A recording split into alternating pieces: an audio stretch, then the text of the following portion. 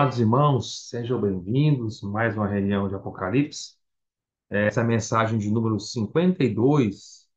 Hoje o título é O Nome e a Condição, e é a primeira mensagem da igreja em Sardes, então é a Sardes número 1. E nós estamos iniciando aqui o capítulo 3 de Apocalipse, graças ao Senhor, pela misericórdia do Senhor. O Senhor nos introduziu agora no próximo capítulo. Isso quer dizer que pela graça e misericórdia do Senhor e a sua infinita bondade, Ele está nos permitindo avançar capítulo por capítulo e agora conseguimos chegar no terceiro capítulo. Se assim esperamos que o Senhor continuar nos aprovando nessa reunião e Ele possa nos permitir chegar até o final. Irmãos, nós chegamos numa igreja curtinha, né? Igreja em Sardes. Quando eu digo curtinho, amados irmãos, eu estou me referindo ao tamanho da carta para essa igreja, né? Então, a igreja aí é uma carta de seis versículos, mas o Senhor tem muitas coisas para nos ensinar. Como nós estamos começando a igreja em Sardes, nós vamos fazer como a gente sempre faz, vamos ler os 6 versículos juntos assim. Espero que você leia aí a Bíblia junto comigo, para que o Senhor possa falar conosco. E eu sempre acho muito importante que nós repitamos e repitamos os versículos muitas e muitas vezes, até que o Senhor venha saturar o nosso coração e venha falar conosco. Ao fazer isso, nós estamos dando ao Senhor a oportunidade, do seu Espírito falar conosco até mesmo fora dessa reunião. Por que eu digo isso? Porque nós estamos criando um bom depósito ao repetir esses versículos da palavra de Deus no nosso coração, e vai chegar um momento, eu creio, essa experiência eu tive várias vezes, e eu acho que irmãos também têm, que mesmo no seu dia a dia, mesmo na sua casa, no seu trabalho, de repente, numa situação, o Senhor te faz lembrar um desses versículos de Apocalipse e ele vai nos brilhar, nos mostrar a nossa situação. Então vamos lá. Hoje talvez eu não fale muito, né, para os irmãos, mas vamos começar, vamos desfrutar. Então, versículo 1, Apocalipse 3, capítulo 3, versículo 1. Palavras do Senhor aqui, é o Senhor falando, então o Senhor está falando assim: ao anjo da igreja em Sardes, escreve. Dois pontos. Estas coisas Aí. diz, estas coisas diz aquele que tem os 7 Espíritos de Deus e as 7 estrelas. Dois pontos de novo, né? Conheço as tuas obras, que tens nome de que vives e estás morto. Ser vigilante e consolida o resto que estava para morrer, porque não tenho achado íntegras as tuas obras na presença do meu Deus. Lembra-te, pois, do que tens recebido e ouvido, guarda-o e arrepende-te, porquanto, se não vigiares, virei como ladrão, e não conhecerás de modo algum que hora virei contra ti. Virei contra ti. Tens, contudo, em Sardes, umas poucas pessoas que não contaminaram as suas vestiduras e andarão de branco junto comigo. Amém. Pois são dignas. Puxa.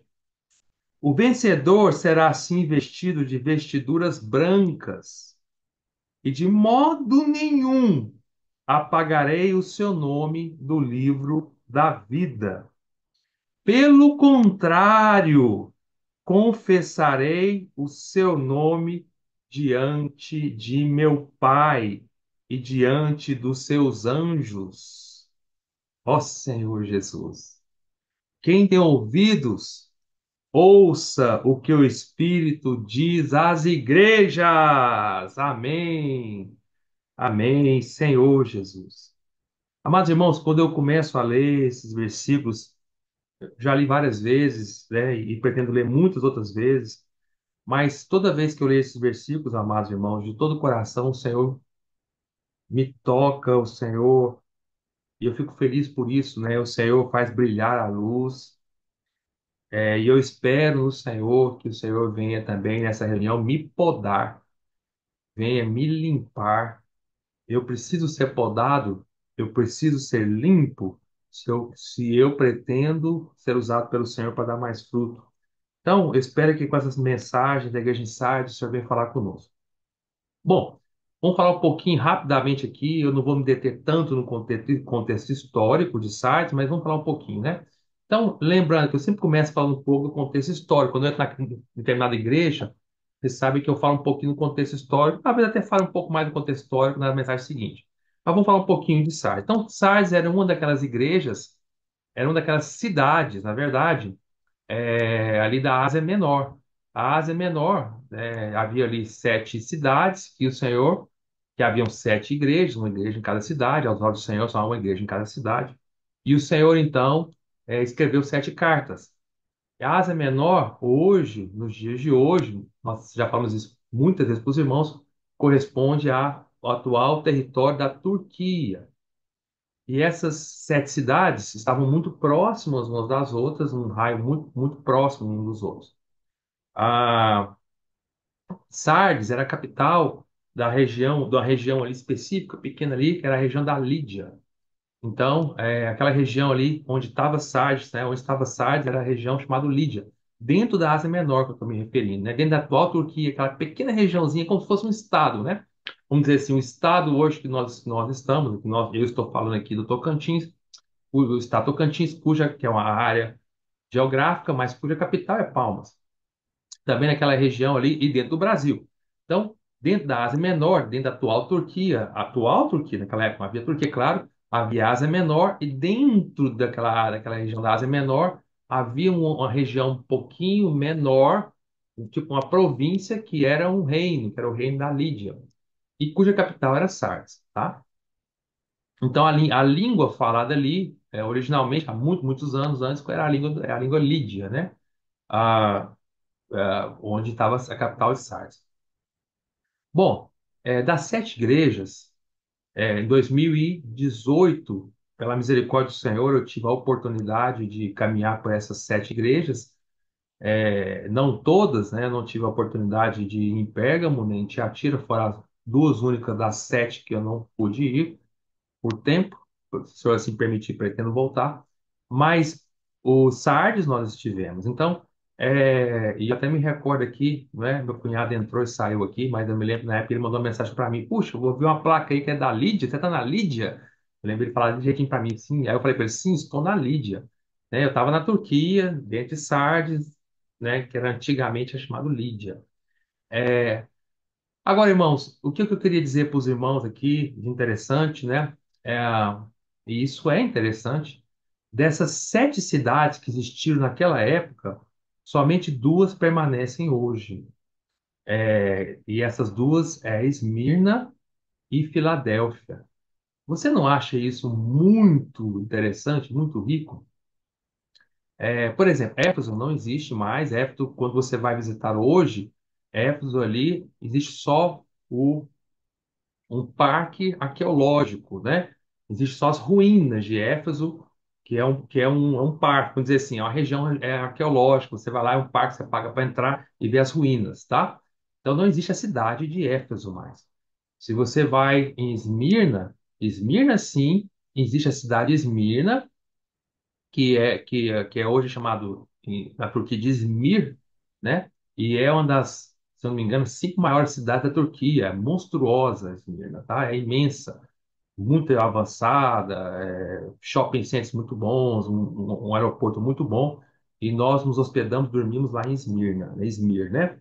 Então, Esmirna hoje existe, continua existindo, nunca deixou de existir.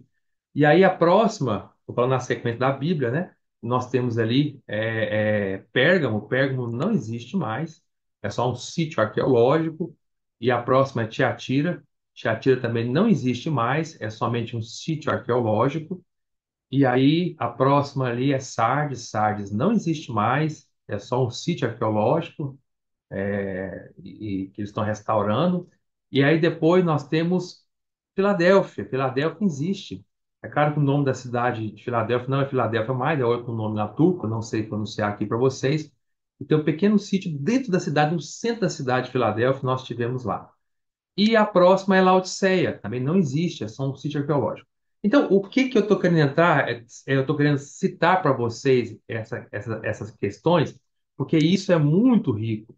Irmãos, por que que o Senhor deixou permanecer somente essas duas cidades daquelas sete?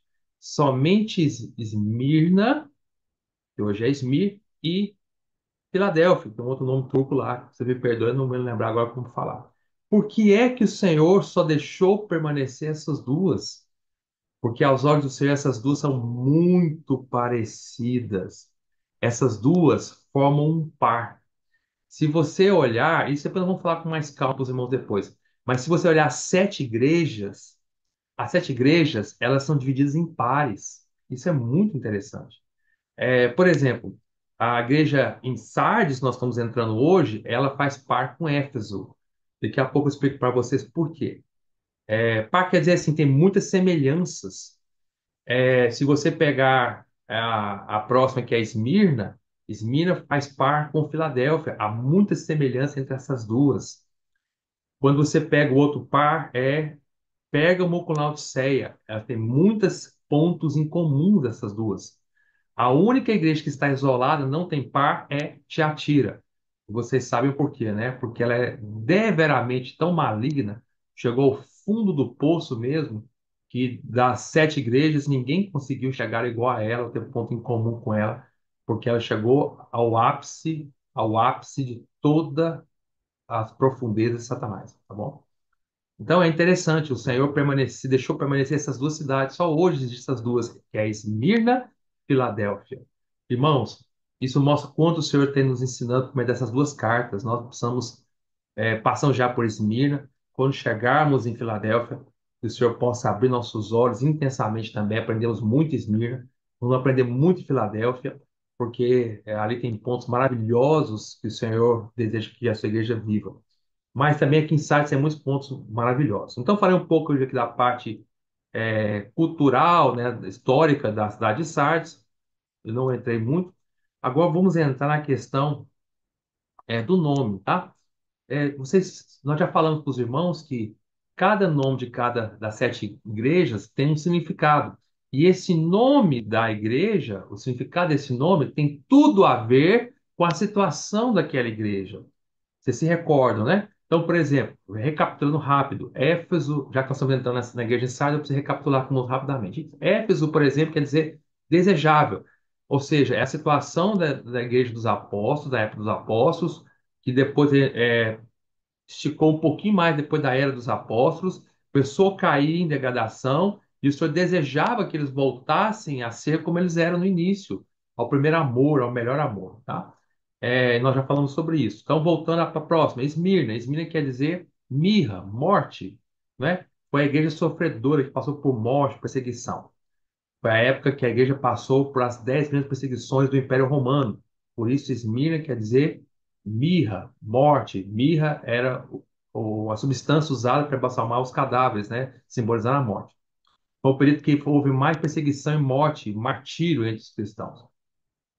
E aí a próxima é a igreja em Pérgamo. Pérgamo quer dizer muito casamento, casamento, né? Nós falamos, lembra disso? Quando Constantino declarou que daquele ponto em diante todo o Império Romano seria cristão, e aí ele casou a igreja, um casamento muito forte, muito casamento, lembra de pé, quer dizer muito, e gamo, casamento, Pérgamo, muito casamento muito intenso, ele casou a igreja com o mundo, né? Então, assim, com todo o Império Romano, que era a potência, era o império que dominava todo mundo naquela época. E aí houve muito casamento. Depois vem a igreja em Tiatira. A igreja em Tiatira quer dizer sacrifícios incessantes. E explicamos para vocês que essa é a característica da igreja católica, as suas missas. A missa é um sacrifício, né? Eles estão em toda missa eles sacrificam o Senhor novamente. Em simbologia, claro, tá? Em simbologia. E aí que chegamos agora em Sardes. E o que quer dizer Sardes? A palavra Sardes quer dizer há uma antes de falar, deixa eu explicar uma coisinha rápida. Há uma certa divergência entre os estudiosos do significado da palavra sardes. Mas vocês vão ver que essa divergência é tão pequena que, para mim, no meu modo de ver, todos estão certos, na verdade, tá? Porque os significados são muito parecidos. Então, a palavra sardes, realmente, o mais, vamos dizer assim, o mais corretíssimo ao modo de ver seria realmente a palavra, o significado significa renovada, ou nova, ou recém-nascida. Realmente esse seria o significado mais preciso de todos, mas os outros também estão corretos. Esse significado, renovado, ou nova, recém-nascida, ah, esse significado vem quando você pega a palavra sardes e você vai procurar uma raiz na língua lídia. Como sardes é uma palavra lídia, então sardes não é uma palavra do hebraico. Sardes não é uma palavra do grego. Sardes, aquela cidade na época de Sardes, não era uma cidade hebreia, não era uma cidade judia. Havia judeus lá. Inclusive, quando nós fomos em Sardes, nós vimos lá o resquício de uma sinagoga, mas ali não era uma cidade judia. E não era uma cidade grega, era uma cidade cuja origem era da Lídia, do povo lídio. Então, o certo, realmente mais correto seria você procurar a raiz da palavra Sardes na língua lídia. Se você for pegar na língua lídia, o mais correto seria realmente o significado esse, renovado, novo, recém-nascido, tá? Mas alguns autores também tentam pegar o nome Sardes procurando uma raiz hebraica ou grega. Procurando a raiz hebraica ou grega, aí eles vão obter um outro significado que não é diferente do meu modo de ver, que é remanescentes, tá? Ou restantes, tá? Ou restauração, porque esse seria o significado na língua hebraica. Por exemplo, esse primeiro significado, que é o mais corretíssimo de todos, que é renovado, novo, recém-nascido, quem defende isso aí é o Pember, tá? O Pember, no seu livro, esse livro aqui, ó, As Grandes Profecias da Bíblia, o Pember explica nesse sentido e ele está correto. Se você for pegar realmente na origem lídia, seria esse significado. Já na língua hebraica, o significado remanescente, ou restante, ou restauração, que também está certo, já é defendido pelo Mahatma Mani, no livro A Teologia da Igreja. Já é defendido, por exemplo, pelo irmão Lee, no estudo Vida de Apocalipse. E, e já, por exemplo, o Delcio Meirelles, ele acompanha o Pember nesse sentido, né? Mas, irmãos, o fato é que eu gosto de explicar tudo isso para os irmãos entenderem a visão completa, mas no fundo, dá a mesma coisa. Porque sites como restauração, restante, recém-nascida, renovada, acaba dando o mesmo significado que SARS realmente é. Então, qual que é a origem, o que que simboliza a igreja em Sardes, do período da igreja? Já que nós já falamos para os irmãos que essas sete igrejas simbolizam a história da igreja desde o início ali com os apóstolos até a volta do Senhor, o que que Sardes representa? A Sardes representa o período da igreja depois com o surgimento da reforma com Martinho Lutero. A gente fala Martinho Lutero, irmãos, mas deixa eu deixar bem claro para os irmãos aqui, se vocês estudarem a história da igreja, Martinho Lutero foi um dos primeiros que Deus usou para iniciar a reforma, mas não foi de modo nenhum o único que Deus usou na época, tá? Deus usou muitos outros irmãos além de Martinho Lutero. Ele ganhou uma fama maior porque ele foi o início, foi o primeiro, assim, a tomar atitude, mas ele não foi o único. Então, essa história, amados irmãos, que Deus, em cada época, só usa uma pessoa. Nós já falamos isso para os irmãos, que isso não é verdade, isso não é bíblico, isso não corresponde à história da Bíblia, isso não corresponde também à história da igreja, tá? Deus sempre usou várias pessoas, vários homens. Eu vou citar para vocês. Por exemplo, na época de Martinho Lutero, Deus não usou só Martinho Lutero, Deus usou João Calvino na Suíça, Martinho Lutero na Alemanha, usou um outro irmão que eu esqueci o nome dele agora, que eu tenho dificuldade de falar, mas eu posso citar para vocês depois. Citou um outro irmão na Suíça também, um reformador na Suíça. Então, inclusive, se você for na Suíça hoje, em Genebra, Você vai ver lá que tem um monumento, são os vários reformadores que Deus usou naquela época. E não foi só Martin Lutero, Deus usou vários outros, tá? Vários outros, tá bom? Então, em toda a história da igreja, Deus sempre usou várias pessoas. Assim como também na igreja em Éfeso, na época dos apóstolos, Deus não usou só um apóstolo, Deus usou 12 apóstolos, né? E mais que 12, depois vem Paulo ainda, né? Então Deus sempre usou mais, muitas pessoas. Na época de Esmirna, houve mártires, não foi só um mártir, houve vários que morreram pelo Senhor, foram mártires, que são contados diante do Senhor como os heróis também. E são vencedores, vão reinar com o Senhor. Foram vários, né? Houve vários. Dentro da igreja em Pérgamo também, houve várias pessoas, desde que a gente atira, houve várias pessoas, sempre há várias pessoas. A igreja de Filadélfia também, nós vamos ver quando chegar na igreja de Filadélfia, que Deus usou vários na época da igreja de Filadélfia, e também na igreja de Laodiceia há vários. Então, não há verdade que há uma só pessoa, tá? Inclusive, mostrando para os irmãos, se você olhar, só para ilustrar isso que eu estou falando para os irmãos, olha o versículo, agora vai para a Bíblia, olha o versículo 4 de Apocalipse 3:4. Tens contudo, é o que o Senhor fala, que são palavras do Senhor, não é palavras minhas, palavras do Senhor.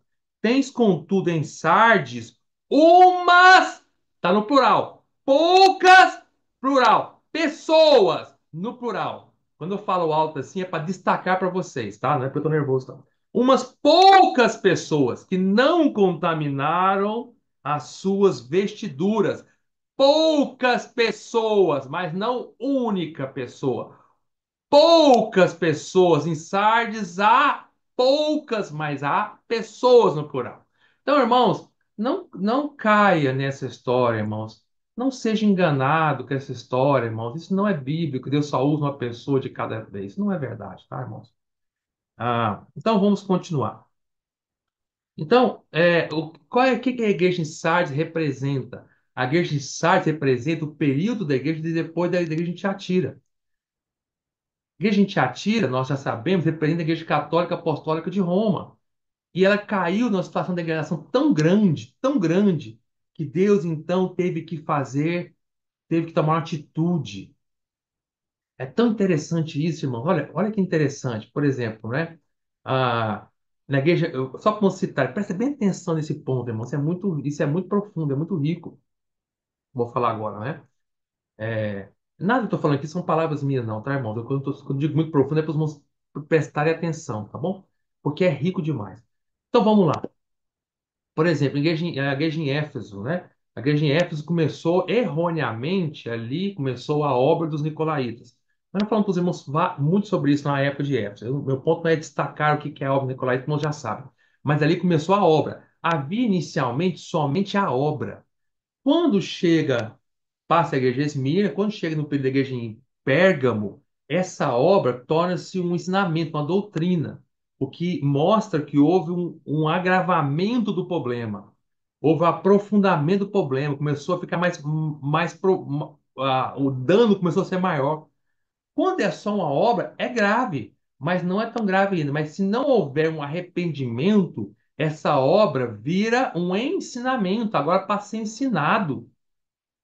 Por isso que nós falamos na época para os irmãos, e isso é um exemplo para nós, é um sinal para nós, que se nós não tomarmos cuidado de nos arrepender enquanto há obras erradas no nosso meio, se nós não tomarmos esse cuidado, isso vai virar um ensinamento, irmãos. E aí, quando vira um ensinamento, aí vira algo que já é sistematizado no nosso meio, vira um sistema de ensinamento. E aí o dano foi aprofundando.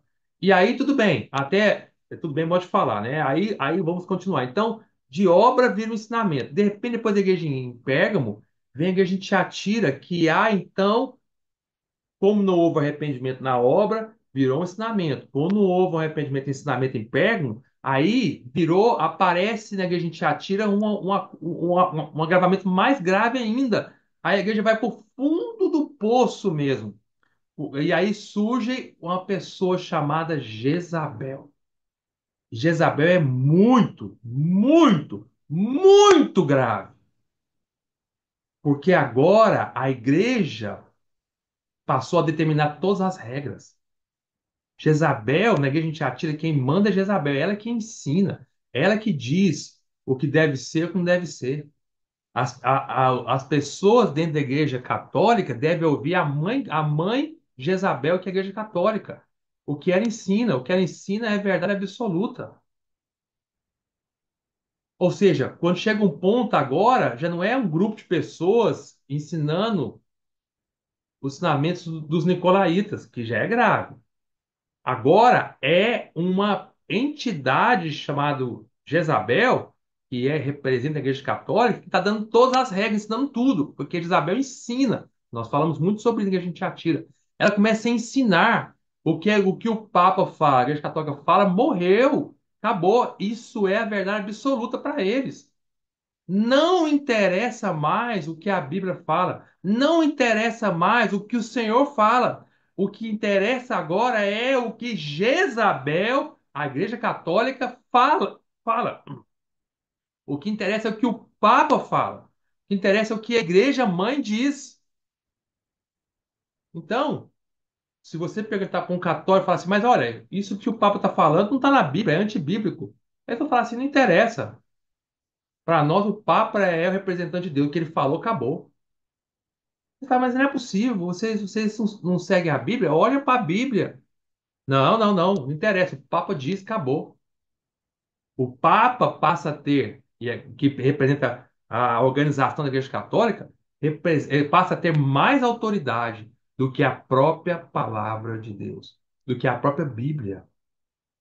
Quando acontece isso, irmãos, quando Deus o Senhor até tolerou, o Senhor Jesus até tolerou, não que o Senhor concordava, o senhor nunca concordou, mas o senhor abominava a obra dos nicolaítas, nós vimos isso, não é? Ó, por exemplo, vamos recapitular. Eu não estou desviando do assunto de Sardes, não. Vamos chegar para vocês entenderem, tá? Vamos lá para. Vocês vão entender. Apocalipse capítulo 2, versículo 6. Fala assim: ó, tens contudo a teu favor que odeia as obras dos nicolaítas, as quais eu também odeio. O Senhor odiava a obra dos nicolaítas. Porém, o senhor odiava, mas o Senhor reteve a sua reação. Eu esperava que os irmãos da igreja na época de Éfeso tivessem uma reação positiva, mas o Senhor ainda aceitou. Aceitou sim, o Senhor esperou nesse sentido. Quando chega em Pérgamo, tem os ensinamentos nicolaítas. Está lá no versículo 15 de Apocalipse 2. Outros sim também tu tens os que da mesma forma sustentam a doutrina dos nicolaítas. Portanto, arrepende-te. Se não, venho a ti sem demora e quando despejarei com a espada da minha boca. O Senhor ali, em relação ao ensinamento, o Senhor odiava aquilo, o Senhor falou para ele se arrepender, senão o Senhor viria, mas ele não tomou atitude ainda. Quando chega em igreja te atira, aí surge uma Jezabel. Aí, meu irmão, minha irmã, quando surge uma Jezabel, o Senhor reage na hora, porque chegou ao fundo do poço. Aí o Senhor não consegue mais esperar ou tolerar. E aí vem a reação de Deus. E qual é a reação de Deus? É levantar a restauração, é levantar um novo início, levantar Sardes. Por isso, Sardes quer dizer renovada, nova, recém-nascida, remanescente, uma restauração, um novo começo. O Senhor tem que ter um novo começo. Que Jezabel foi o fundo do poço, amado irmão. Quando alguém chega a tomar o lugar da autoridade da palavra de Deus, o que ele fala é superior à Bíblia, aí o senhor tem que tomar uma reação. O que ele fala é a verdade absoluta, aí quando fala assim, e isso vai contra a palavra de Deus, Deus tem que tomar uma reação na hora de restaurar. E aí surge Sardes. Por isso Deus levantou Martinho Lutero. Quando eu digo Martinho Lutero aqui, amados irmãos, é mais como ilustração, tá? Porque ele foi o primeiro. Como eu já falei várias vezes, não foi o único, tá? Mas vamos lá, vamos voltar. Então, Deus levanta o Martinho Lutero para restaurar. A intenção de Martinho Lutero no início, vocês sabem, era restaurar a Igreja Católica. Ele não tinha intenção de, inicialmente, sair da Igreja Católica. Ele era um frei. Então, ele fez as 95 teses, pregou lá na catedral da cidade onde ele estava. Eu não vou falar o nome que eu não vou lembrar de cabeça, né? Ele pregou ali que as 95 teses que ele achava, que estava correto, inclusive, a Igreja Católica deveria se arrepender e corrigir a Igreja Católica nas 95 teses. Mas ao pregar isso, o Papa excomungou ele, né? E ordenou a morte dele, que se fosse queimado na fogueira. E aí ele fugiu e e recebeu a proteção de um dos príncipes da Alemanha. Então, naquela época não existia ainda o país da Alemanha, era a Germânia. Então, um dos príncipes daquela época ali, que tinha poder, né, protegeu Martinho Lutero contra o ataque do Papa que vinha da Itália, de Roma, né, protegeu Martinho Lutero. E aí então surgiu a reforma, que quer dizer, quer dizer o nome da palavra Sardes, ou seja, surgiu a restauração. Quando Deus começou a restaurar a sua igreja, quando Deus começou a restaurar as verdades da Bíblia. Na época da Igreja Católica de Tiatira ali, eu digo na época de Tiatira, na época de Lutero, né? Que a Tiatira continua, a Igreja Católica vai continuar até a volta do Senhor.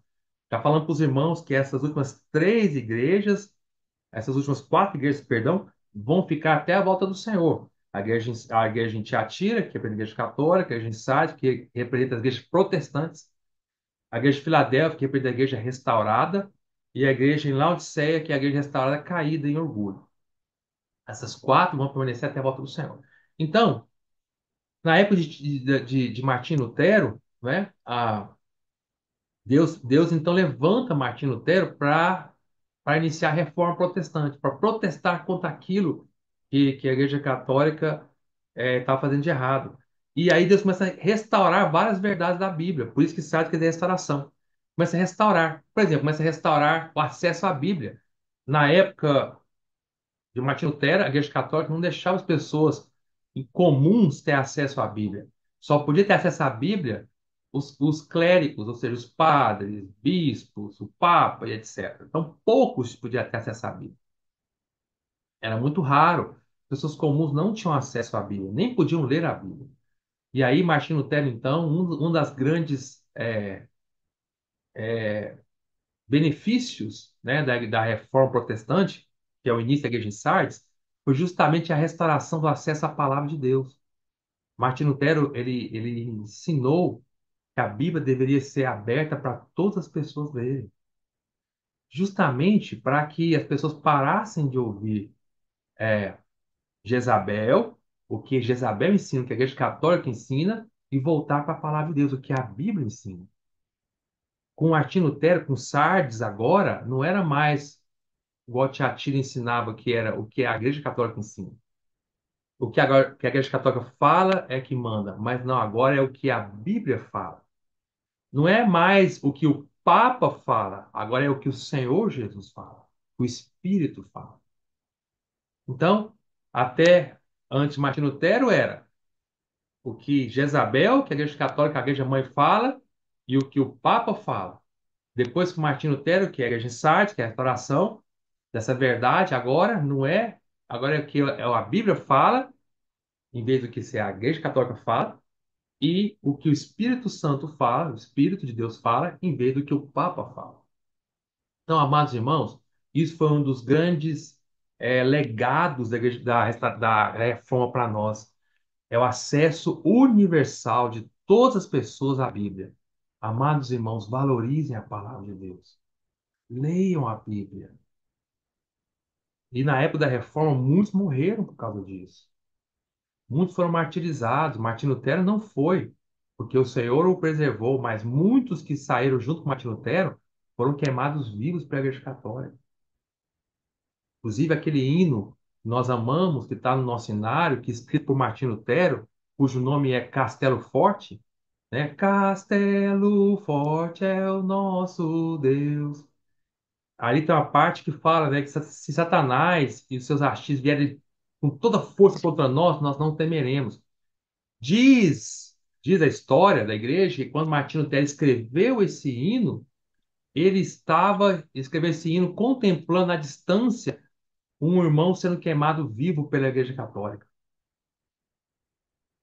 Então, irmãos, e muitos foram queimados vivos, muitos, até na Inglaterra, muitos foram queimados vivos, que a Inglaterra só foi tornar-se protestante quase um século depois, tá? com Henrique VIII. Então, até então, na época de Martin Lutero, a Inglaterra ainda era católica, assim como a França e todos os países da Europa ali. Então, perseguiram, mataram vários cristãos, derramaram o sangue de vários irmãos. Isso tudo, irmão, foi a reação do Senhor para que nós tivéssemos acesso à palavra de Deus e a ouvir o Espírito Santo, o Espírito de Deus falar por meio da palavra de Deus no nosso coração. Por isso, amado irmão e amada irmã, vamos amar a palavra de Deus. Vamos ouvir o que o Espírito tem a nos dizer. Não despreze a palavra de Deus. Não troque a Bíblia pela palavra dos homens. Ainda que Deus use vários irmãos, vários livros, e eu amo os livros que Deus usou dos irmãos do passado, irmãos do presente, mas não podem, não devem, e nunca eu posso permitir que eles venham substituir o falar de Deus por meio da palavra de Deus. Ouvir a própria palavra de Deus, o Senhor falando com a palavra de Deus no meu coração, ouvir o que o Espírito tem a falar. Então, alguém aí ensinou mais uma vez de forma errada, né? Uma tristeza ouvir essas coisas, irmão. Eu fico tão triste, né? Que decepção ver essas coisas. Né? Alguém ensinou recentemente aí, né? Que Deus não fala mais hoje por meio da palavra de Deus. Que Deus só fala por meio das revelações que ele tem. Só fala por meio das revelações, dos livros revelados, a palavra revelada que ele tem.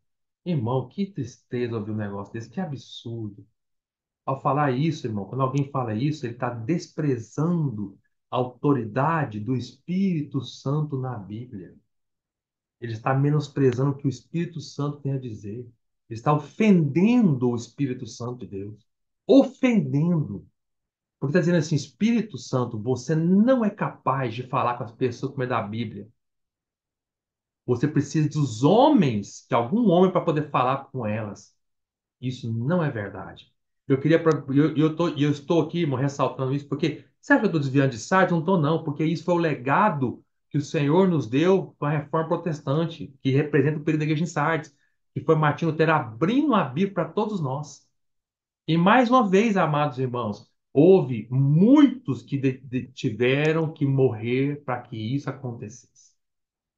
Sangue dos mártires foi derramado, porque eles amavam a palavra de Deus e eles criam no poder que a palavra de Deus tem, que o Espírito tem ao falar a sua própria palavra para nós.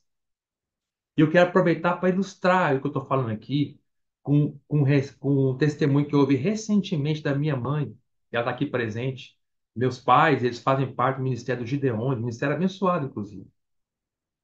Se vocês não conhecem o Ministério dos Gideões, o Ministério dos Gideões é um ministério que eles promovem, distribuem de graça a palavra de Deus, a Bíblia. Eles compram com o bolso deles e eles compram Novo Testamentos, pagam com o bolso deles e eles vão por todos os lugares, escolas, hospitais, tudo quanto é lugar, motéis, hotéis, tudo para distribuir, entendeu? Para as pessoas, nos shopping centers, em tudo quanto é lugar. Eles não vendem, eles distribuem de graça o Novo Testamento. Por que que eles fazem isso? Porque eles honram o Espírito Santo de Deus e a palavra no seguinte sentido, de eles creem que o Senhor, o Espírito, pode falar com os homens, onde eles estiverem, por meio da Bíblia. E eles oram. É o ministério de Deus, eles se reúnem toda semana para orar. Senhor, fala com as pessoas por meio da palavra que nós estamos distribuindo a Bíblia. Senhor, converte elas. Salve elas. E os testemunhos explodem no mundo inteiro. E eu vou lhe contar um testemunho que minha mãe me contou, que eu achei maravilhoso, para ilustrar aqui para os irmãos. Recente isso, tá? Ela ouviu agora no último congresso de Gideões. E ela me contou que foi recente. Aqui no Brasil, se eu tiver algo errado aqui, depois a minha mãe pode me corrigir. Mas é um pedreiro, tá? Brasileiro, aqui no Brasil, recentemente, né, ele estava muito, não tinha o Senhor, e ele estava muito depressivo, e ele havia decidido suicidar-se. E ele tinha decidido firmemente que ele ia se matar. E aí ele pensou nas várias maneiras que ele podia escolher para se matar. Só que todas as vezes que ele pensava numa maneira, ele pensava assim: puxa, se eu me matar dessa maneira, eu vou causar muita. vergonha para minha família. Mas ele queria se matar, ele não queria viver mais. Então ele estava procurando uma maneira. Aí, como ele era pedreiro, ele pensou assim: já sei. É, e tinha uma pessoa que contratou ele para reformar o telhado da casa dessa pessoa. Aí ele pensou assim: puxa, essa é a oportunidade de ouro. Ele pensou: eu vou reformar o telhado e eu vou me jogar lá de cima do telhado. Porque quando eu jogar lá de cima, vou me matar jogando lá de cima do telhado, as pessoas, a minha família vai pensar que eu morri acidentalmente, que eu tropecei, caí lá de cima e morri. E aí eu não vou causar vergonha para minha família, para os vizinhos, tal, falar assim, fulano se suicidou. Não. Eles vão achar, não, fulano teve um acidente. E assim ele estava decidido. E no dia que ele subiu no telhado para se matar, quando ele estava pronto para se matar, ele olhou no telhado e viu um livrinho jogado no telhado. Ele falou, o que que é aquilo ali? Aí quando ele chegou perto daquele livrinho, era o Novo Testamento distribuído pelos Gideões. Aí ele pegou e falou assim, peraí, que negócio é esse? Ele pegou, começou a sentar e começou a ler. Pensou assim, deixa eu me matar. Eu falei, deixa eu ver o que está acontecendo, o que é esse livrinho aqui? Aí ele começou a ler. Eu até arrepio contando isso, irmão. Ele começou a ler ali o livrinho, que é o Novo Testamento. E ele começou, e o Espírito começou a falar com ele, o Espírito Santo começou a falar com ele estava pronto para se matar. Não havia nenhum pregador ali, meu amado irmão. Não havia nenhum homem ali. Não havia ninguém explicando a palavra de Deus para ele. Deus usa os homens para explicar a palavra de Deus? Claro que Deus usa. Agora, você dizer que Deus só usa os homens para explicar a palavra de Deus, isso está errado. Isso é uma desonra para a palavra de Deus e para o Espírito Santo de Deus. Isso é nós pisarmos na nossa Bíblia e jogarmos ela no meio do mato. Isso é nós colocarmos nossos pés em cima da Bíblia e esmagarmos ela. Isso é que a Igreja Católica fez. A Igreja Católica fez isso, meu irmão. Ela disse: não leia a Bíblia por si próprio. Você precisa que o Papa interprete a Bíblia para você. E o que o Papa falar é o que a Bíblia está falando. Mas não leia a Bíblia. Deus não pode falar diretamente com você. E aí, Deus então não aceita esse tipo de coisa, seja Isabel ensinando algo maligno. Aí, quando acontece isso, Deus reage. Tem uma frase, eu vou terminar o testemunho do Gideão, calma aí. Tem uma frase do Otmani que eu fiquei tão tocado aqui, ortodoxia da igreja, uma frase que ele fala maravilhoso. Ele fala assim: o que que é Sardes? A igreja protestante, que representa a início da reforma protestante com Martinho Lutero. Sardes quer dizer, sabe o quê? Sardes é, vou ler para vocês, é a reação de Deus às coisas malignas de Jezabel. E a reação de Deus com as malignas de Jezabel é a restauração do homem. Essa frase é ótima linha. Quando Deus reage, Deus quer restaurar o homem porque ele ama o homem. Ele quer restaurar também a palavra de Deus. Aí voltando. Aí esse pedreiro começou a ler. Aí o Senhor falou com ele no coração ali. E ele pegou, leu o Salmo 46. E ao ler o Salmo 46, o Senhor o salvou ali mesmo, em cima daquele telhado, pronto para se suicidar. O Espírito falou com ele. E ali ele chorou. Aí ele se arrependeu. Ali ele pediu perdão ao ler o Novo Testamento no Salmo 46. Aí você fala assim, peraí, como assim Novo Testamento, Salmo 46? Não, o Salmo é o Velho Testamento, é porque os Gideões, eles distribuem o Novo Testamento, mas todo o Testamento deles também colocam junto dois livros do Velho Testamento, que é os Salmos e Provérbios. Então eles botam sempre os Salmos e Provérbios e o Novo Testamento. Então ele leu o Salmo 46. Aí ele desceu do telhado, um novo homem, nascido de novo. Aí ele pegou, foi lá perguntar para a dona da casa, que estava restaurando o telhado, se aquele livro era dela. Ele perguntou assim, ô fulana, esse livro aqui é seu? Ela falou assim, ela olhou o livro e olhou. Não, que livro é esse? Aqui é a Bíblia. Não é esse livro, não. Nunca vi esse livro. Uai, mas como é que esse livro estava lá no telhado? Ela falou assim, uai, sabe o que que eu acho que é? É porque aqui, do outro lado aqui, ó, de muro com a minha casa, tem uma escola. E eu acho que foi aqueles meninos lá da escola, que os gideões foram lá naquela escola, aqueles meninos, distribuir Bíblia, o Novo Testamento naquela escola, e algum daqueles moleques lá jogou um daquele Novo Testamento em cima do meu telhado. Aí ele falou assim: ah, então a senhora deixa eu ficar com esse livrinho aqui? Ela falou assim: pode ficar, não quero esse negócio pra mim, não. E ele pegou o livro, foi o livro da salvação, da vida dele. Esse livro chama-se a Bíblia. Veja que maravilhoso, meu amado irmão. Você percebe? Foi tremendo o Espírito de Deus. Você percebe a ação do Espírito. Até agora, talvez vocês não estejam entendendo o que tem a ver com SARS totalmente, mas vocês vão entender que daqui a pouquinho vocês vão entender. Calma aí, vocês vão entender. O que é o Espírito de Deus? Os gideões foram lá na escola vizinha da casa, distribuíram no Novo Testamento para os adolescentes da escola. Um dos adolescentes nem deu atenção para aquele Novo Testamento, pegou, jogou lá, isso no telhado da casa da vizinha. E aquele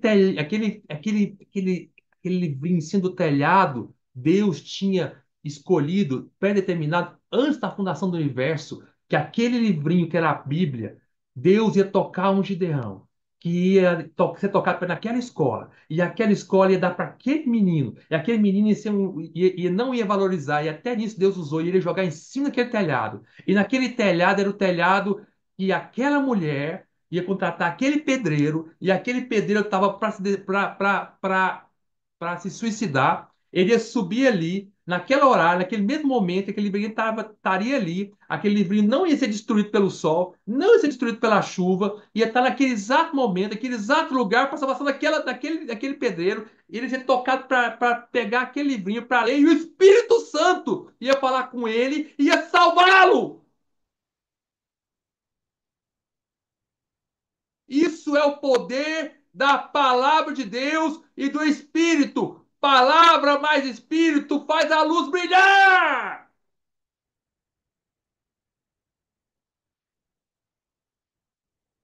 Irmão Gustavo, o que que tem a ver com Sardes?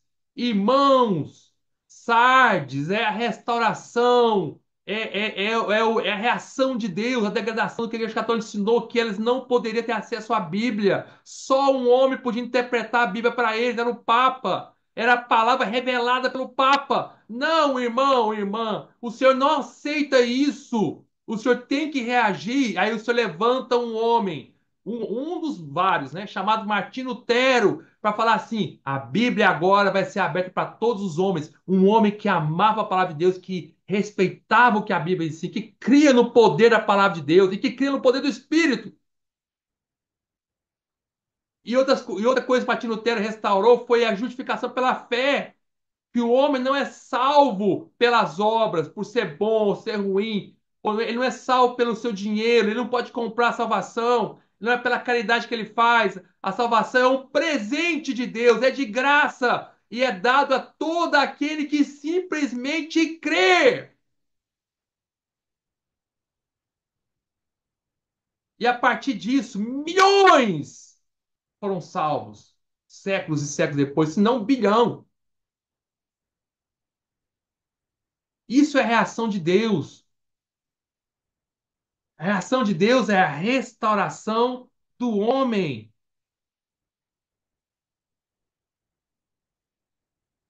Quando a Bíblia na Igreja Católica estava fechada, é por isso que a época da Igreja Católica foi chamada a época das trevas. Bíblia fechada é igual trevas. Quando chega a reforma, o Senhor usa a Bíblia, abre a Bíblia, abrir a Bíblia e o Espírito agir, luz brilha, explode a luz. Irmãos, estão entendendo, irmãos, o que é que Sardes quer dizer a restauração? É a ação do Senhor. Sempre quando a igreja chegar numa situação tão degradada dessa, de falar esses absurdos, que Deus só usa um homem em cada era, que a palavra de Deus tem que ser através da palavra revelada. Essas coisas absurdas, Deus tem que reagir. Deus vai levantar homens e irmãs e mulheres, irmãos e irmãs, servos e servas, que não aceitarão isso por toda essa terra, porque ele tem que reagir. Vamos voltar agora para a Bíblia? Vamos ler? Vocês vão entender aqui mais. Vamos ver, vamos lá. Apocalipse capítulo 3, versículo 1. Ao anjo da igreja em Sardes escreve: estas coisas, presta atenção agora, presta atenção. Sempre em cada sete igrejas começa, isso aqui é igual para todas as igrejas. Sempre cada carta começa o Senhor Jesus falando o que ele é. Quando o Senhor fala o que ele está dizendo que ele é porque o que ele é justamente a necessidade daquela igreja. Aquela igreja precisa justamente do que ele é. Por exemplo, na igreja em Éfeso, não é? O Senhor falou que ele era aquele que tinha, ó, só para ilustrar, capítulo 2 versículo 1, Apocalipse 2 1. Ao olho da igreja em Éfeso escreve: essas coisas aquele que conserva na mão direita as sete estrelas e que anda no meio de sete candeeiros. Então, o Senhor aqui se mostra como aquele que tem as sete estrelas, são os anjos das igrejas, já falamos isso. Sete estrelas representam os anjos da igreja. Quem são os anjos na igreja? Há estudiosos, tá, que eu não concordo, que creem que são anjos literais, eu não creio. Então, eu e vários estudiosos também não creem. Então, anjo aqui, na verdade, representa os mensageiros das igrejas, são os irmãos e as irmãs, que Deus usa em cada igreja para brilhar, porque são estrelas. Eles brilham naquela igreja, tá? Então, o Senhor mostra que para a igreja em Éfeso havia irmãos, que ele é aquele que tinha os irmãos que brilham nas mãos, as sete estrelas, e que o Senhor é aquele que andava no meio dos candeeiros de ouro, ou seja, andava no meio da igreja, no meio da igreja em Éfeso, para ver a condição da igreja em Éfeso, para eles voltarem ao primeiro amor. Na igreja de Esmirna, o Senhor fala no versículo 8 que essas coisas diz o primeiro e o último, que esteve morto ou não viver. Quando o Senhor fala isso, esteve morto ou não viver, está falando para a igreja que sofredora, que está para morrer. Está falando, senhora, vocês estão para morrer, mas eu também morri. Mas eu morri e vivi novamente, tornei a viver. Vocês vão morrer por mim, serão martirizados, mas vocês também ressuscitarão, junto comigo. Tá? Quando chega na igreja em Éfeso, a igreja em Pérgamo, você fala assim, versículo 12, essas coisas daquele que tem a espada afiada de dois gumes. Então, a igreja em Pérgamo era a igreja que casou-se com o mundo. Aí o senhor fala assim, agora eu vou vir com a minha espada afiada como um bisturi para separar esse casamento de vocês com o mundo, igreja. Para uma igreja que se casou com o mundo, o mais importante é a palavra fiada do Senhor que vem cortar o que é mundo do que é o Senhor na igreja. Só pode separar isso com a palavra afiada. É igual um câncer. O câncer vai tomando todo o corpo da pessoa e a única maneira de salvar a pessoa é vir com esse bisturi bem afiado e separar o que é câncer do que é corpo saudável da pessoa.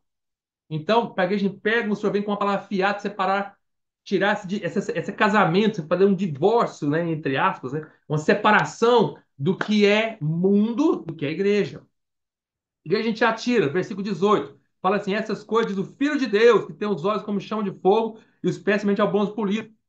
Para a igreja católica, cheia de coisas malignas, o Senhor é aquele que tem os olhos de fogo para queimar as coisas malignas. E o que ele olha e queima com os olhos, ele vem e pisa com os pés de bronze, que é julgamento. E a igreja de Sardes? Fala assim, versículo 1, Apocalipse 3:1. Estas coisas diz aquele que tem os sete Espíritos de Deus e as sete estrelas. Ou seja, o que a igreja de Sardes precisava? Ela precisava do Senhor que tem os sete Espíritos de Deus. Ela precisa de Espírito de Deus, de muito Espírito. Ah, que bom que eu entender por quê. Ela precisa, a igreja de Sardes, ela precisa do Espírito de Deus sete vezes intensificado. Por isso chama sete Espíritos de Deus. Ela precisa do Espírito de Deus em toda a sua força, em todo o seu poder. E ela precisa também das sete estrelas. Precisa daqueles que vão reagir, que vão dentro da igreja em Sardes, vão reagir para brilhar. Aqueles que vão ser pelo Senhor. São os mensageiros. As sete estrelas são os anjos de cada igreja, lembra? E a função principal é testemunhar pelo Senhor e brilhar. Quando o Senhor levantou Martinho Lutero, agora vamos entender um pouquinho por isso. Quando o Senhor levantou Martinho Lutero para restaurar a igreja, começou a reforma da igreja, né?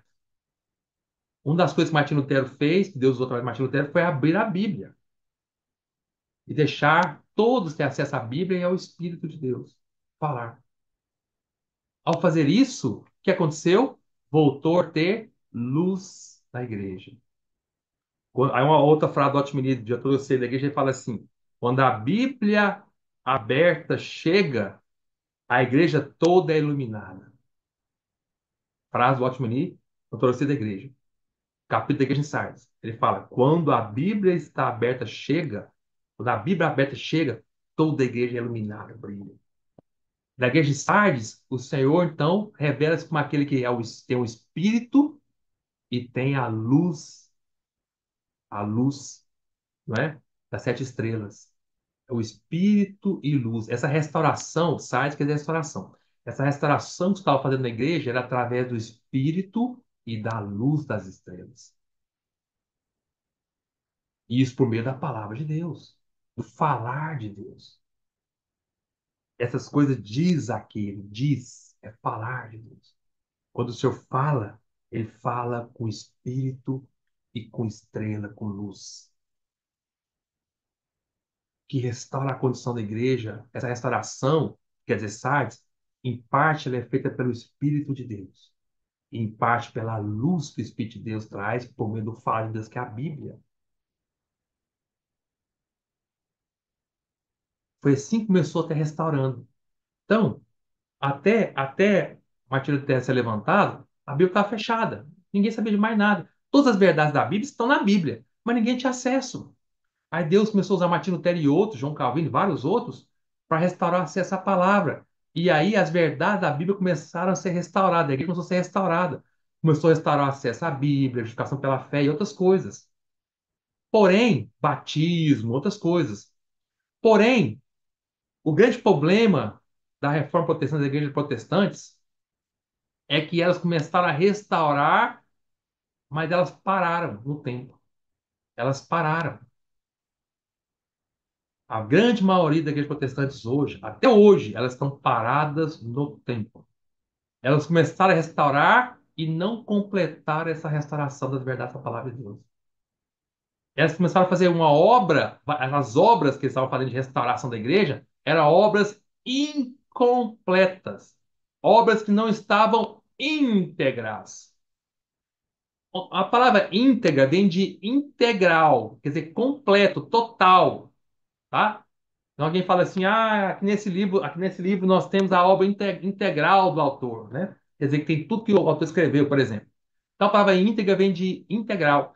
As igrejas protestantes começaram a restaurar, por isso que é SAI, começaram a restaurar, mas pararam, não restauraram tudo. E ficaram nisso. E as obras que eles começaram não pararam, não continuaram até o final, pararam no meio do tempo. Por isso não são íntegras, tá? Não foram completadas, não são perfeitas. Uai, de onde você está tirando isso, irmão Gustavo? Vamos ler o que o senhor falou. Vamos lá, Apocalipse 3:1. Estas coisas diz aquele, já estou pulando, ao anjo da igreja de Sardes escreve, essas coisas diz aquele que tem os sete espíritos de Deus e as sete estrelas. Dois pontos. Conheça as tuas obras. Se eu conhecer todas as obras dos reformadores da reforma protestante, que tem nome de que vives, estás morto. Mas o Senhor chama a igreja protestante de mortas. Irmãos, isso é sério. Isso é muito sério. Por que eles têm nome de que está vivo? Porque o nome de Sardes quer dizer restauração, renascido, vivo, recém-nascido, renovado. Renovado é algo cheio de vida, nova, né? Inclusive, o Waltman chama de remanescentes. Por que remanescentes? Sardes? Porque são aqueles de Tiatira que não aceitaram as coisas de Jezabel, do Papa tal, que era Martinho Lutero, por exemplo, e que saíram de Tiatira para iniciar a restauração da igreja, a reforma da igreja. Tá? Por isso que Sardes quer ter também remanescente. Então eles têm um nome de algo vivo, mas estão mortos. Por quê? Porque pararam. Infelizmente, pararam no tempo. Muitas igrejas protestantes estão mortas. Pararam no tempo. Vamos continuar. 2, versículo 2. Ser vigilante, olha o que o senhor fala, ser vigilante consolida, termina, consolida, completa o resto que estava para morrer. O que estava para morrer? O que você está querendo dizer com isso? Você está querendo dizer dos ensinamentos, do que estava sendo restaurado. Por exemplo, vou dar um exemplo, né? A salvação de Deus. Por exemplo, até a Igreja Católica ensinar que salvação era por obras. Aí, isso é verdade? Não. Aí, Deus levanta Martinho Lutero para iniciar uma sardes, uma restauração dessa verdade, por exemplo. Aí ele fala que salvação não é por obra, é pela fé. É verdade? Sim. Ele restaurou essa verdade. Essa verdade da salvação de Deus estava para morrer. Fala aqui, ó, ser vigilante considerando que o resto que estava, não é que está no passado a palavra, estava para morrer. Todas as verdades da Bíblia, na época da Igreja Católica, antes de Martin Lutero, estavam para morrer. A Bíblia estava para morrer. Ninguém tinha acesso para a palavra de Deus, ninguém tinha acesso às verdades da Bíblia. Todas as verdades para morrer, verdade sobre a igreja, sobre o Espírito, sobre o Deus triuno, sobre a verdade sobre a volta do Senhor. Todas as verdades, verdade sobre o batismo, verdade sobre qualquer verdade da palavra de Deus, tudo estava para morrer. Estava para ser acabado. Mas aí Deus levanta Martinho Lutero e outros para restaurar e começou a restaurar essas verdades que estavam para morrer, começou a dar vida para elas. Essas verdades começaram a viver novamente, a palavra de Deus começou a ganhar vida novamente. Só que eles pararam no caminho, não restauraram tudo. E o que estava para morrer foi parado, não ficou, não foi completado, não estava íntegro. Por exemplo, voltando, então Martinho Lutero restaurou a verdade da salvação de Deus, que não é por obra, é pela fé. Mas é só isso? A Bíblia ensina que a salvação de Deus é só que não é por fé? Perdão, que não é por obra, que é por fé? Só isso? Não. A Bíblia ensina que a salvação de Deus é a salvação completa e ela tem três partes. O Deus quer salvar o homem totalmente. Salvar o homem totalmente é salvar o homem integralmente. Íntegro, total. Mas a salvação começa no nosso espírito. E essa salvação do nosso espírito é o que Martinho Lutero restaurou, essa verdade, que é a salvação por fé. Quando alguém crê no Senhor, o que é salvo no ser da pessoa é somente o seu espírito. Mais ainda, a outra parte do homem, que é a alma, e a outra parte do homem, que é o corpo, ainda precisam ser salvos. E Martinho Lutero não viu isso, João Calvino não viu isso. Todos os reformadores não viram isso, não viu isso. E as igrejas católicas, as igrejas protestantes também não viram isso até hoje. Até hoje não viram isso. Se você for perguntar para qualquer igreja protestante, eles pararam nesse tempo, eles não conseguem dizer, eles até acham que espírito e alma é a mesma coisa. Vai na igreja presbiteriana, vai na igreja batista, acho que é a mesma coisa. Por isso eles brigam tanto com os pentecostais. Porque os pentecostais, eles ensinam que a salvação se perde. Porque eles veem versículos na Bíblia que mostram que a salvação se perde. Isso foi o que Jacó Armínio, que foi um servo de Deus que veio alguns anos, algumas dezenas de anos depois de Martim Lutero, no século seguinte, Deus levantou um homem chamado Jacó Armínio. E ele começou a ensinar que a salvação se perdia. E Martim Lutero ensinou, junto com João Calvino, que a salvação não se perdia. E por que Jacó Armínio começou a ensinar que a salvação se perdia? Porque ele viu que havia versículos na Bíblia que realmente mostram que a salvação se perde. E Jacó Armínio estava correto? Sim e não.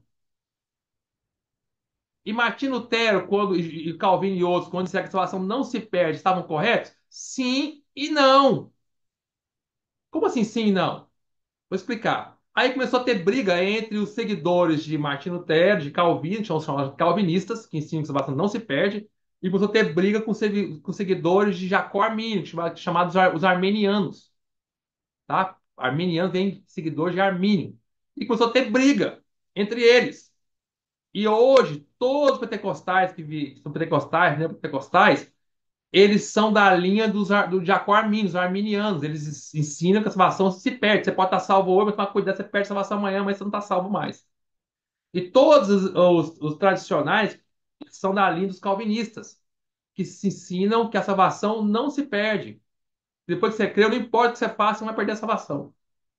E aí começa a briga entre eles.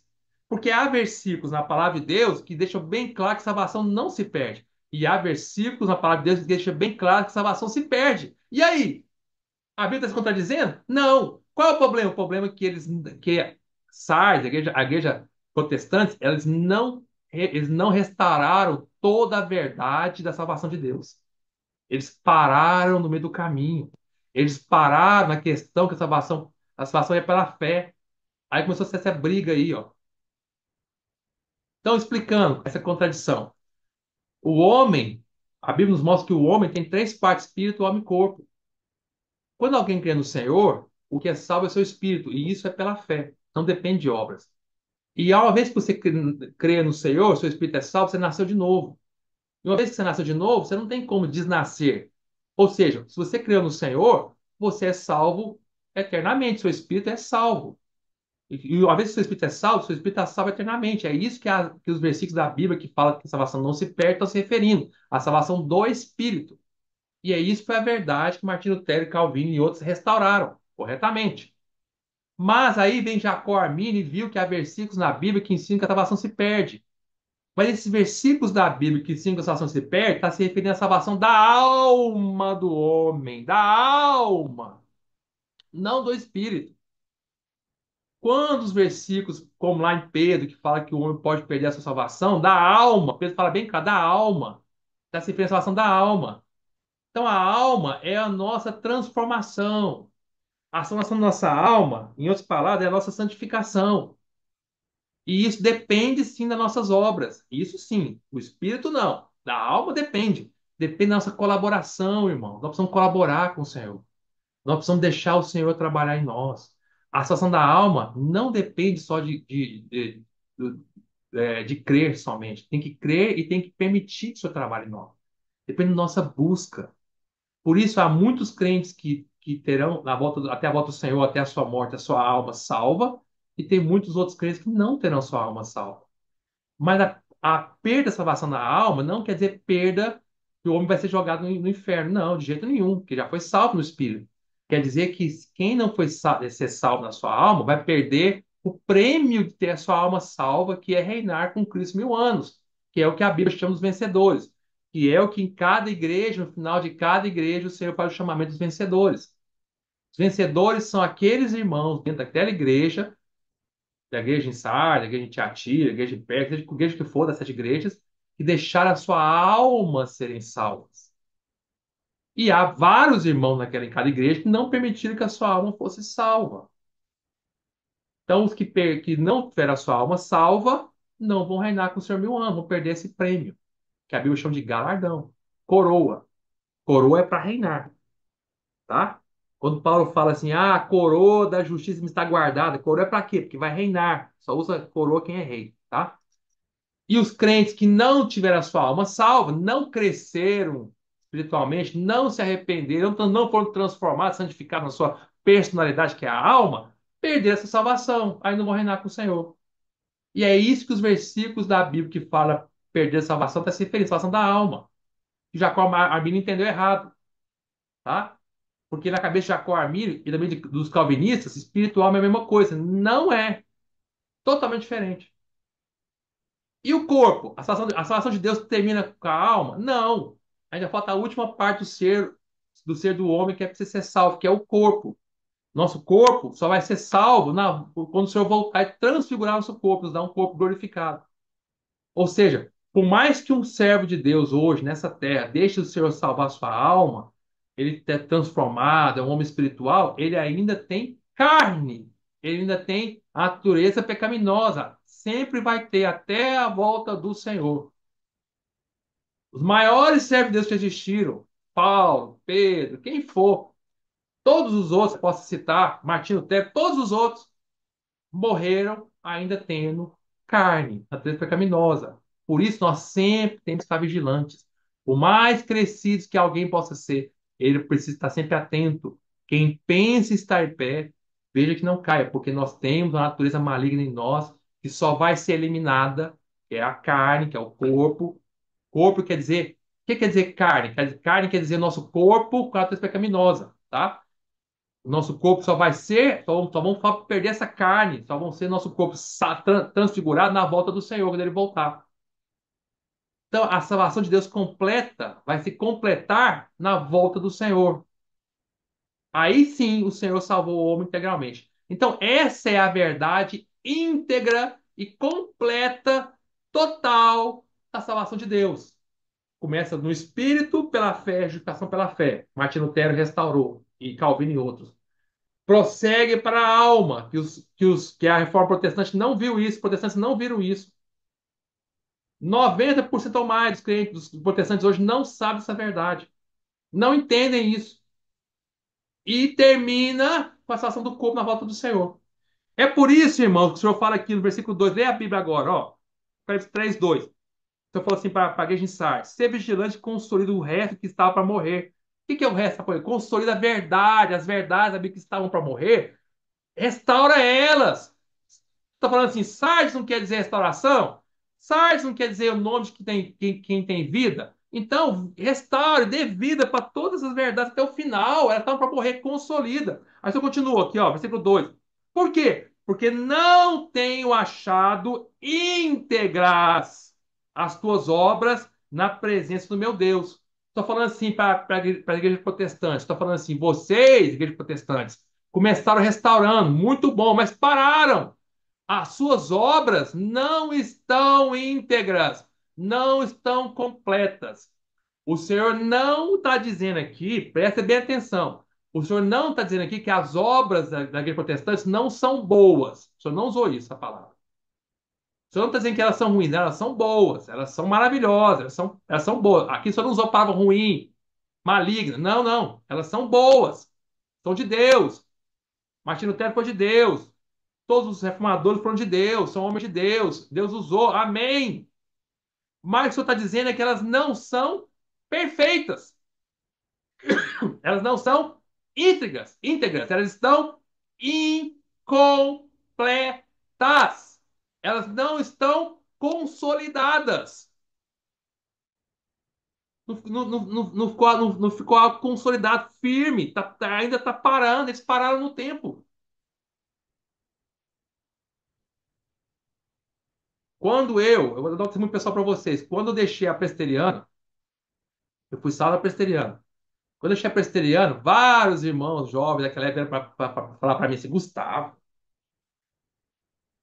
como é que você deixa a igreja presbiteriana, a igreja que tem 400, 500 anos de história? Nós temos nossa doutrina. Eles têm orgulho disso. 400 anos que parou no tempo. 400 anos que as verdades estão paradas até hoje.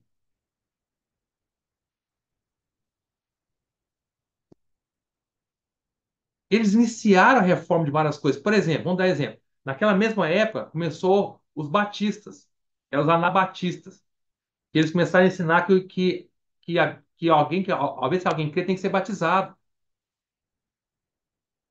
Porque naquela época, a Igreja Católica já praticava batismo de criança. E isso não é bíblico. E aí surgiu um grupo de irmãos naquela época, da época do início da Igreja de Sardes, né, da restauração, da Reforma Protestante, começou a ensinar, não, tá errado batizar criança. Batismo é só para aqueles que creem. Nós não podemos batizar alguém que não creu. A criança não creu ainda. Como é que ela pode ser batizada? Batismo é o passo que você faz depois que você crê. A criança não creu, então tá errado. E aí eles não aceitaram isso e reformaram, começaram a restaurar a verdade do batismo. É verdade? Isso é. Só que começou. Você está entendendo, irmão? Só que pararam no tempo. Ficaram só nisso. Até hoje, o que marca os batistas é, assim, várias coisas, mas um das pilares da igreja batista é batismo. Puxa vida. Batismo é algo inicial da fé. Batismo é a coisa elementar da fé. Batismo é quando é por recém-convertido, ainda tem uma caminhada imensa para ele caminhar. Até hoje, Batista mantém o nome Batista porque a ênfase está no batismo. Diferente dos presbiterianos, por exemplo. Os presbiterianos batizam criança. Não é bíblico isso. Não é bíblico, eles batizam. Por isso surgiu na Batista, para contestar isso também que os presbiterianos fazem até hoje. Estou dando um exemplo só. não é? Então, fica essa briga aí, tá? Mas essa questão é, não restauraram. Por outro lado, os presbiterianos, eles restauraram a verdade do governo da igreja. Até então, porque, por exemplo, vamos entender, ó, pra vocês entenderem rapidinho, irmão, só para terminar esse ponto, vamos entender, tá? A, a Igreja Católica, ela ensinava que isso, inclusive, é o significado da palavra católica, né? O que quer dizer a palavra católica? A palavra católica quer dizer universal. Então, a Igreja Católica, ela ensinava que só havia uma igreja universal que pegava o mundo inteiro. É o que a Igreja Católica era. Ou seja, qual era o limite da igreja para os católicos? Era o mundo inteiro.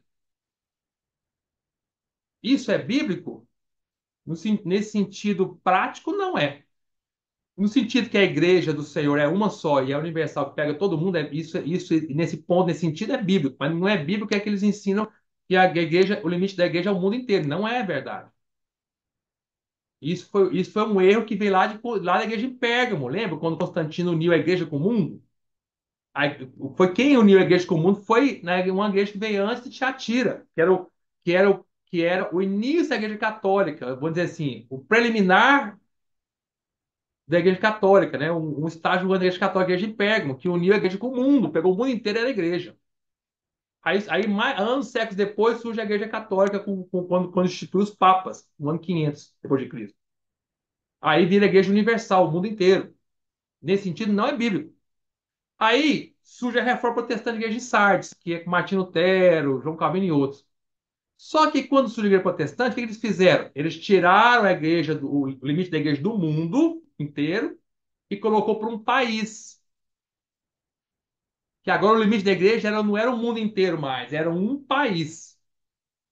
Com Martinho Lutero, por exemplo, com Martinho Lutero surgiu a igreja luterana, que era a igreja do estatal, quando fala estatal, é do Estado, do país da Alemanha.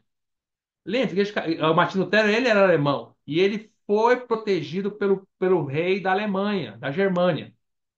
Por isso, naquele ponto em diante, o rei da Alemanha declarou que todo o país dele, daquele ponto em diante, da Alemanha, seguiria Lutero. Seria a igreja de Lutero da Alemanha, a igreja luterana. Daí para frente, todos os alemães que nascessem eram luteranos. Antes de Lutero, a igreja católica é todo mundo que nascesse nesse mundo inteiro, ocidental, era católico. Não importava se você creu ou se não você creu. Nasceu dentro da área de abrangência da igreja católica, você era católico. Assim como no Brasil. Até algumas décadas atrás, o Brasil era considerado um país católico. Então, quem nasceu no Brasil podia ser nada, era católico. Aí, esse erro, que não é bíblico, que alguém só torna-se crente se crê, não é por nascimento no país. Esse erro foi perpetuado pela igreja em Sardes. Foi o mesmo erro que a igreja católica fez, infelizmente, a, a reforma protestante também fez, as igrejas estatais. Só que diminuiu. Veio de tirar do mundo, jogou para o país. Quem nasce lá na Alemanha hoje, vai lá para você ver. Quem nasce na Alemanha hoje, ele pode não crer. Você é o quê? Eu sou luterano. Você crê? Não, não. Você lê a Bíblia? Não. Você segue Jesus? Não. Mas o que você é? Não, eu sou luterano. Não praticante. E na Inglaterra, um século depois, mais ou menos, surgiu a igreja estatal do Estado da Inglaterra, que recebeu o nome de Igreja Anglicana. Então, quem nasce lá na Inglaterra pode não crer em nada, é da Igreja Anglicana, é anglicano. É o mesmo erro que a Igreja Católica fez. Ou seja, na questão da igreja, a verdade da igreja, eles não conseguiram restaurar isso. Eles pararam no meio do caminho. A obra ficou incompleta. Essa verdade da igreja estava para morrer na época da igreja católica. E aí o Senhor veio para ele e fala assim: olha, arrepende. Estou falando para ele aqui no versículo 2. Ser vigilante, consolida o resto que está para morrer. Continue restaurando, vocês são sardes. Porque não tem achado íntegra as tuas obras, que não estão completas, não estão perfeitas. O senhor está dizendo que as obras das igrejas protestantes são boas? São, mas não são perfeitas, estão incompletas. Aí, voltando à história da igreja, para terminar para os irmãos. Aí surgiram as igrejas estatais, né? Que é a igreja na Inglaterra, anglicana. Na Alemanha, luterana. E aí surgiu alguns grupos de irmãos, né, em vários lugares, né? Na Escócia, por exemplo. Vamos pegar a Escócia como exemplo. Que não aceitaram isso. Falaram assim, não, peraí. Na igreja, na Bíblia, não pode ser de um Estado, pertencer ao Estado. A igreja não pode estar ligada a um país. Esse foi o erro da igreja católica, dizer que a igreja estava ligada ao mundo inteiro. Aí eles não aceitando isso, eles então tiram o limite da igreja, que agora estava no Estado, que era o país, e torna o limite da igreja para um ensinamento da Bíblia, para uma doutrina. Aí surgiu a igreja presbiteriana da Escócia. Surgiu a igreja batista, que não aceitava que a igreja fosse ligada ao Estado. Eles estavam corretos?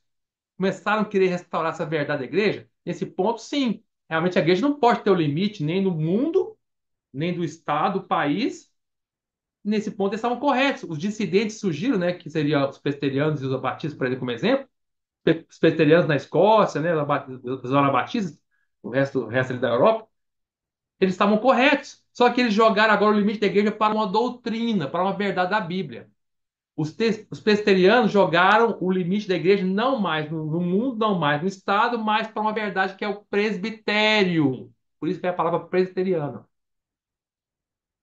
O que é presbitério? Eles perceberam, os irmãos da presbiteriana, aquele início, aqueles irmãos que começaram, John Knox, que foi o fundador da igreja presbiteriana, ele percebeu que a igreja não podia estar ligada ao Estado, isso foi bom, tá certo, é bíblico.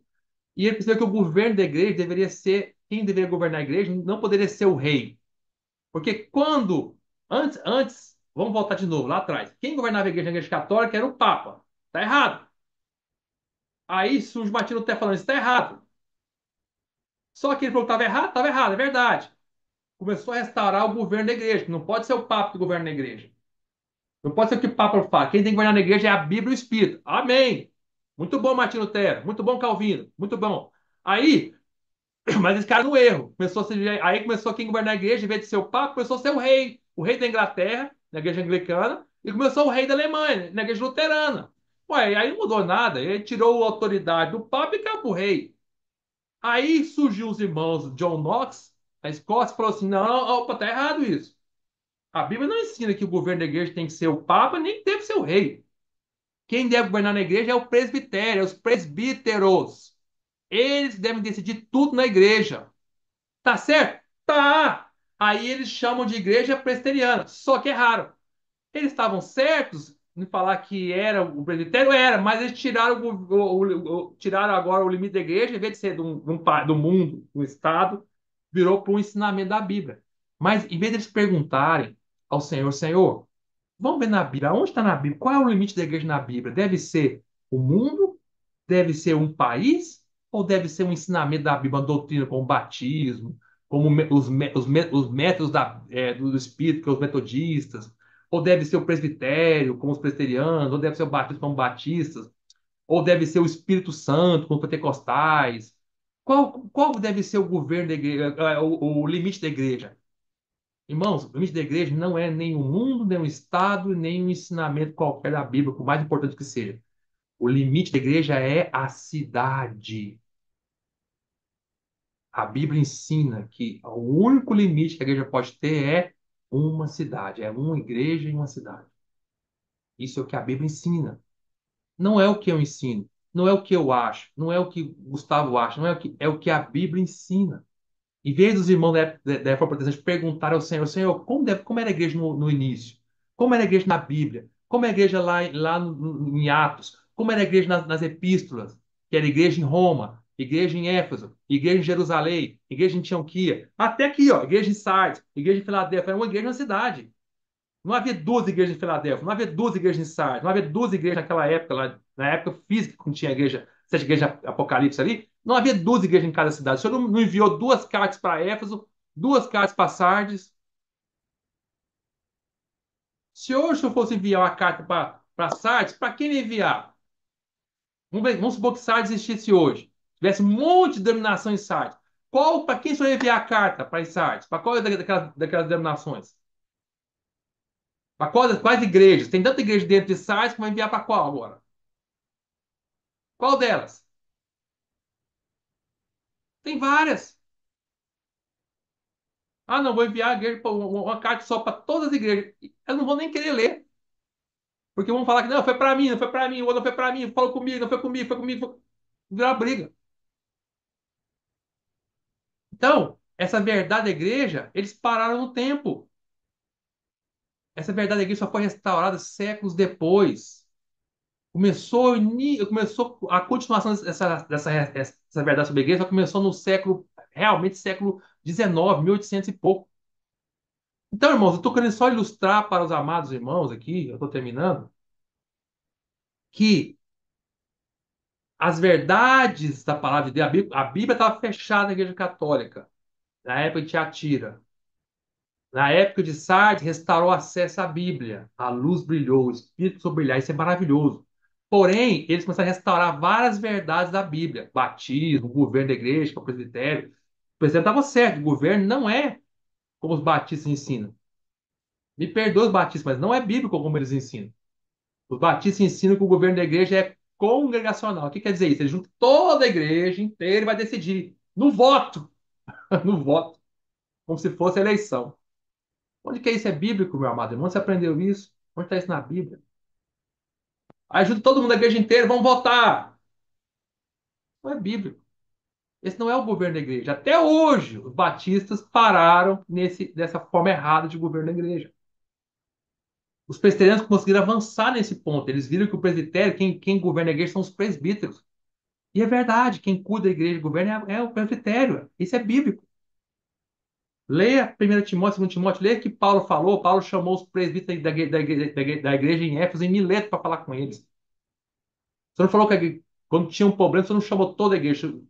Paulo chamou os presbíteros para falar. Tá certíssimo isso. Mas eles pararam presbiteriano em várias outras verdades.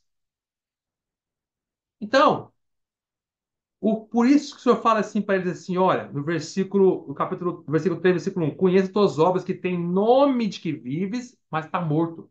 Eles tinham um nome começaram bem, com nome vivo, restauração renovada, remanescente, os novos, mas pararam o tempo e começaram a ficar mortos. Amados irmãos, eu estou falando aqui o que o Senhor está falando. Não são a minha opinião, não são as minhas palavras, é as palavras do Senhor. E quando eu estou dizendo que está morto, eu não estou querendo dizer que, obviamente, é claro que não estou generalizando. Óbvio que não. Nós estamos vendo aqui na própria igreja de Sardes. Há vários irmãos, há poucas pessoas que não se contaminaram. São vestiduras que andam de branco, são dignas. Há vencedores, há irmãos, há outros ali no meio que não estão mortos. Tá? Eu estou falando de forma geral, mas sem generalizar. Quando eu falo geral, generalizar quer dizer que 100% está morto. Não é verdade isso. Para falar em forma geral, quer dizer que nós estamos falando em relação à grande multidão dos protestantes, mas há muitas e muitas exceções ali no meio, que só o senhor sabe quem são esses. Mas irmãos, estão entendendo por que o senhor fala que eles têm nome que está vivo, mas está morto? Tá? Por que que as igrejas protestantes elas vivem muito de reavivamentos? Quando dá o reavivamento é bom, é muito bom, mas o reavivamento é sinal que a igreja está caindo na situação de morte. Quantos reavivamentos aconteceram entre os protestantes séculos e séculos? É sinal que o Senhor, quando há um reavivamento, é a reação de Deus à situação morta da igreja. Quando o Senhor perceber que eles estavam mortos, falou assim: olha, vocês têm o nome vivo, mas eles estão mortos. Aí o Senhor via com o espírito e reavivava. O reavivamento é bom, mas ele mostra algo que está ruim. Mostra que está morta a situação da igreja. Agora, o ponto é que toda vez que o Senhor. Como é que aconteciam os reavivamentos? Os reavivamentos sempre aconteciam e sempre acontecerão quando alguém percebe a sua condição miserável de morte. Eu digo alguém, assim, um grupo de pessoas, né? Eles se arrependem Fazem o que o Senhor falou aqui, ó, no versículo 3. Lembra-te, pois, do que tens recebido e ouvido, guarda-te e arrepende-te. Eles se arrependem, eles começam a voltar para a palavra de Deus. Esquece o que os homens falam, começa a voltar para a palavra de Deus. Lembrar o que o Senhor, o que tem recebido e ouvido. Lembra-te, pois, do que tem recebido e ouvido. Eles começam a voltar ao que o Senhor ensinou para eles na palavra de Deus. O que eles receberam, o que eles ouviram. Eles começam a praticar isso, que é o guardar. Guardar é praticar. Guarda. Começa a guardar isso. Eles começam a voltar a dar autoridade à palavra de Deus, à Bíblia, e começa a voltar a dar honra ao Espírito Santo de Deus. Ou seja, começam a, a, a, a ouvir o que o Senhor falou no início da carta de Sardes, a voltar para o Senhor como ele é. Olha o que o Senhor falou no início da carta de Sardes, capítulo 3, versículo 1. Ao anjo da igreja de Sardes escreve, estas coisas diz aquele que tem os sete Espíritos de Deus. Está falando assim, Sardes, vocês precisam, vocês estão mortos, vocês precisam volte-se para mim que tem o Espírito sete vezes testificado. Volte-se para o Espírito. Sabe por quê, irmãos? Porque é o Espírito na Bíblia que dá vida. João capítulo 6, versículo 63, o Senhor falou assim: o Espírito é que vivifica, que dá vida. Volte-se para o Espírito. Você está morto, seu nome é o nome de quem está vivo, mas na realidade a sua condição é de morte. O seu nome está correto, é o nome de restauração. Sai quer dizer restauração, remanescente, nasci de novo, novo começo. Foi o que a reforma protestante fez, deu um novo começo para a igreja. Seu nome é muito bom, mas você cai na condição de morte. Você precisa, volte para mim, aquele que tem o Espírito que dá vida, os sete Espíritos de Deus, o Espírito que dá vida com poder. E ao fazer isso, você vai voltar a ser uma estrela que brilha na igreja, o mensageiro, o anjo que eu vou usar para falar com as pessoas. Volte para aquele que tem os sete Espíritos de Deus e as sete estrelas. Volta a ser alguém que. Sete estrelas são os anjos. São os irmãos que Deus usa. Os irmãos, vários. Não um só. Vários. Deus usa em cada era. Se voltam para Ele. E que se voltam para o Senhor, o Espírito. E que voltam a ser aqueles que brilham na igreja, tira a igreja dessas de trevas, que volta a ter vida. A vida que dá a luz. Volta a ser estrelas que brilham. E assim foi toda a história da igreja desde da reforma. Deus foi levantando em várias épocas vários homens de Deus. E assim eram os revivamentos. Século XVIII, 1700 alguma coisa, Deus levanta Jonathan Edwards. Deus levanta George Whitefield. Século XVI, Deus levanta vários irmãos, vários irmãos. John Bowen e vários outros. Minha memória não é tão boa. Século XIX, 1800. Não, Deus levanta um monte de gente século XVIII, século XIX. Deus levanta os Irmãos Unidos, John Nelson Darby. Deus levanta George Miller. Deus levanta Hudson Taylor. Deus levanta Charles Spurgeon. Deus levanta A.B. Simpson. Deus levanta Moody, Dwight Light Moody. Deus levanta vários irmãos. Deus levanta, por exemplo, Robert Chapman. Estou citando alguns. Deus levanta Pember. Deus levanta Lang. Deus levanta tantas pessoas, mano. Eu nem consigo. Deus levanta John Charles Ryle. São aqueles que se voltam, e começam a brilhar. Amém, irmãos? Vou parar por aqui. Na mensagem que vem, nós vamos falar mais, agora mais tocante essa questão de quem tem o nome que está vivo, mas a condição não é igual ao nome. Ou seja, ele fala, eu sou restauração, mas a condição é de morte. Vamos falar um pouquinho mais sobre isso, tá? O cuidado que é em o que você se chama ser diferente do que você realmente é. Tá bom? Jesus é o céu.